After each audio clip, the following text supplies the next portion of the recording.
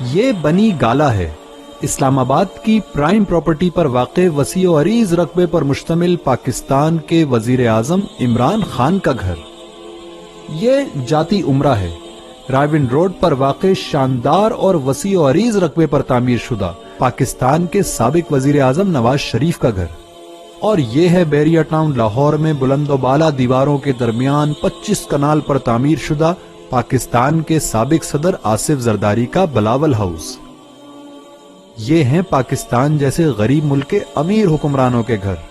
انہی بڑے بڑے گھروں کو بنانے والے مزدور بغیر چھت اور پلنگ کے سڑکوں پر اپنی راتیں گزارتے ہیں، اور صبح و شام ان بڑے لوگوں کے شاندار گھروں میں اینٹیں لگا لگا کر اور اپنے بچوں کے لیے آٹا، چینی، دال اور بجلی گیس کا بندوبست کرنے کی کوشش کرتے کرتے اپنی زندگیاں گنوا دیتے ہیں۔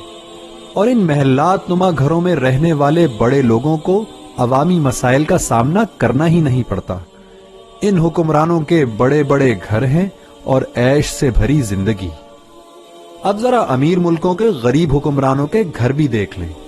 یہ یورپ کے سب سے امیر ملک جرمنی کی چانسلر اینجلا مرکل کا ذاتی گھر ہے۔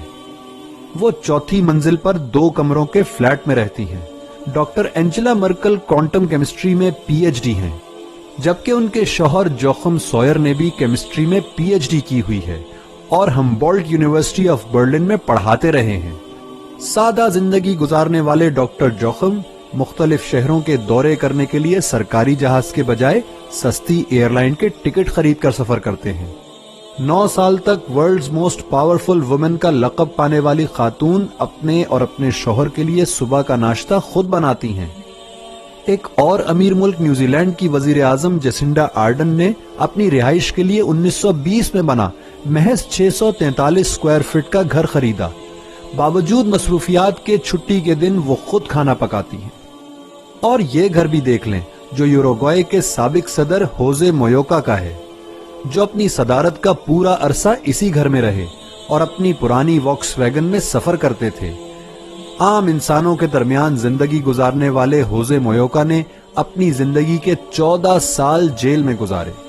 ان آزمائشوں کی منزلوں سے گزر کر وہ اقتدار کی بلند ترین مسند پر پہنچے، لیکن مجال ہے کہ اپنا لائف سٹائل تبدیل کر لیا ہو۔ بحیثیت صدر ملنے والی $12,000 کی تنخواہ کا 90% خیرات میں تقسیم کر دیتے تھے۔ ہوزے مویوکا نے ایک ٹرم صدر رہنے کے بعد انتخابات لڑنے سے انکار کر دیا۔ ان کا کہنا تھا کہ یوروگوئے اتنا بانج نہیں کہ اسے دوسرا صدر نہ مل سکے۔ آج وہ سینیٹر کی حیثیت سے اپنے ملک کی خدمت کر رہے ہیں۔ عوام کا دکھ درد، ان کی خوشی اور ان کی روزمرہ کی ضروریات کو وہی لیڈر جان سکتا ہے جو خود بھی عوامی زندگی گزارتا ہو، انہی سڑکوں پر چلتا اور انہی اسپتالوں میں جاتا ہو جن میں ملک کے عوام جاتے ہیں۔ ایسے ہی لیڈر باعزت اور کرپشن سے پاک زندگی گزارتے ہیں اور عوام کے محبوب ہوتے ہیں۔ شاید ایسے ہی لوگوں کی خواہش علامہ اقبال نے اس شعر میں کی کہ میرا طریق امیری نہیں فقیری ہے، خودی نہ بیچ غریبی میں نام پیدا کر۔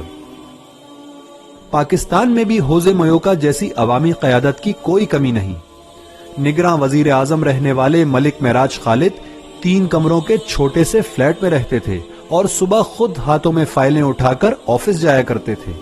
کسی بھی پروٹوکول کے بغیر سفر کرتے اور عوام سے ملاقات کے لیے ہمیشہ میسر رہتے تھے۔ کے پی کے سابق فائنانس منسٹر اور 5 سال سینیٹر رہنے والے سراج الحق بھی ایسی ہی ایک زندہ مثال ہیں۔ یہ ان کا بھی گھر دیکھ لیں۔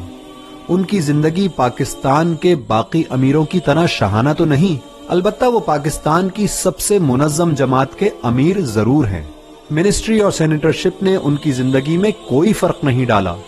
ایسی ہی ایماندار قیادت پاکستان کو سرفرازی بخش سکتی ہے۔